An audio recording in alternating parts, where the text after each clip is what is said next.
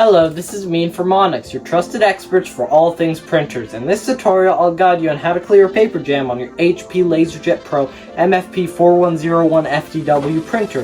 This printer has 4 possible locations where paper can get jammed: the output tray, the rear cover, the paper tray, and under the cartridge. Let's check them one by one. We are Onyx Imaging. We are the highest rated and most reviewed printer service center in Oklahoma. First, look at the output tray where the paper comes out of the printer. If you see any paper stuck there, gently pull it out and discard it. If you do not find any paper jammed, proceed to the next step. Next step is to check under the cartridge. Do this, open the cartridge access door using this button. Then you'll need to remove the cartridge by pulling on it. Once the cartridge is removed, look for any jammed paper and remove it carefully.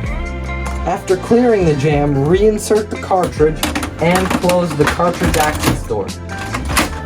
Then check the rear cover at the back of the printer. To open the rear cover, use the handle on the back and pull it gently. Look for any paper that is stuck inside and pull it out. If you do not find any paper, proceed to the next step. Finally, check the paper tray at the bottom of the printer.